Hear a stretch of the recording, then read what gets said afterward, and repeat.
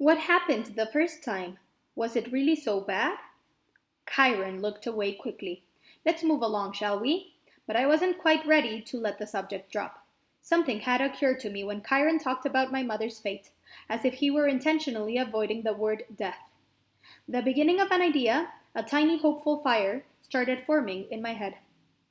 Chiron, I said, if the goats if the gods in Olympus and all of that are real, yes, child. Does that mean the underworld is real too? Chiron's expression darkened. Yes, child. He paused, as if choosing his words carefully. There is a place where spirits go after death. But for now, until we know more, I would urge you to put that out of your mind. What do you mean, until we know more? Come, Percy, let's see the woods. As we got closer, I realized how huge the forest was. It took up at least a quarter of the valley with trees so tall and thick you could imagine nobody had been in there since the Native Americans. Chiron said, the woods are stocked if you care to try your luck, but you need to go armed. Stuck with what? I asked. Armed with what? You'll see. Capture the flag is Friday night. Do you have your own sword and shield? My own? No, Chiron said. I don't suppose you do. I think a size 5 will do. I'll visit the armory later. I wanted to ask what kind of summer camp had an armory, but there was too much else to think about, so the tour continued. We saw the archery range, the canoeing lake, the stables, which Chiron didn't seem to like very much, the javelin range, a single-long amphitheater, and the arena where Chiron said they held sword and spear fights. Sword and spear fights? I asked. Cabin challenges and all that, he explained. Not lethal, usually. Oh yes, and there's the mess hall. Chiron pointed to an outdoor pavilion framed with white Grecian columns on a hill overlooking the sea. There were a dozen stone picnic tables. No roof, no walls. What do you do when it rains? I asked. Chiron looked at me as if I'd gone a little weird. We still have to eat, don't we? I decided to drop the subject. Finally, he showed me to the cabins. There were 12 of them nestled in the woods by the lake. They were arranged in a U, with 2 at the base and 5 in a row on either side. And there were, without a doubt, the most bizarre collection of buildings I've ever seen. Except for the fact that each had a large brass number above the door, odds on the left side and evens on the right, they looked absolutely nothing alike. Number 9 had smokestacks, like a little tiny factory. Number 4 had tomato vines on the wall and a roof made out of real grass. 7 seemed to be made out of solid gold, which gleamed so much in the sunlight it was almost impossible to look at. They all faced a common area about the size of a soccer field, dotted with Greek statues, fountains, flower beds, and a couple of basketball hoops. In the center of the field was a huge stone-lined fire pit. Even though it was a warm afternoon, the heart smoldered. A girl about 9 years old was tending the flames, poking the coals with a stick. The pair of cabins at the head of the field, number 1 and 2, looked like his and hers mausoleums, big white marble boxes with heavy columns in front. Cabin 1 was biggest and bulkiest of the 12. Its polished bronze doors shimmered like a hologram, so that from different angles lightning bolts seemed to streak across them. Cabin 2 was more graceful somehow, with slimmer columns garlanded with pomegranates and flowers. The walls were carved with images of peacocks. Zeus and Hera? I guessed. Correct. Their cabins look empty. Several of the cabins are, that's true. No one ever stays in 1 or 2. Okay, so each cabin had a different god, like a mascot. 12 cabins for the 12 Olympians. But why would they be empty? I stopped in front of the first cabin on the left, cabin 3. It wasn't high and mighty like cabin 1, but long and low and solid.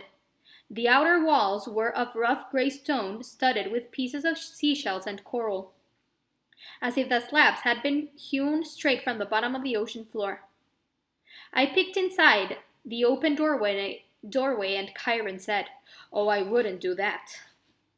Before he could pull me back, I caught the salty scent of the interior, like the wind on the shore at Montauk. The interior walls glowed like abalone. There were 6 empty bunk beds with silk sheets turned down, but there was no sign anyone had ever slept there. The place felt so sad and lonely. I was glad when Kyron put his hand on my shoulder and said, "Come along, Percy." Most of the other cabins were crowded with campers. Number 5 was bright red, a real nasty paint job, as if the color had been splashed with buckets and fists. The roof was lined with barbed wire. A stuffed wild boar's head hung over the doorway, and its eyes seemed to follow me. Inside, I could see a bunch of mean-looking kids, both boys and girls, arm wrestling and arguing with each other while rock music blared. The loudest was a girl, maybe 13 or 14. She wore a size XXXL Camp Half-Blood t-shirt under a camouflage jacket. She zeroed in on me and gave me an evil sneer. She reminded me of Nancy Bobofit, though the camper girl was much bigger and tougher looking, and her hair was long and stringy and brown instead of red. I kept walking, trying to stay clear of Kyron's hooves. "We haven't seen any other centaurs," I observed. "No," said Kyron sadly. "My kinsmen are wild and barbaric folks, I'm afraid. You might encounter them in the wilderness or a major sporting event, but you won't see them here." "You said your name was Kyron. Are you really?" He smiled down at me. "The Kyron from the stories? Trainer of Hercules and all that?" "Yes, Percy, I am." "But shouldn't you be dead?" Kyron paused, as if the question intrigued him. "I honestly don't know about should be. The truth is, I can't be dead. You see, eons ago the gods granted my wish. I could continue the work I loved. I could be a teacher of heroes as long as humanity needed me. I gained much from that wish, and I gave up much.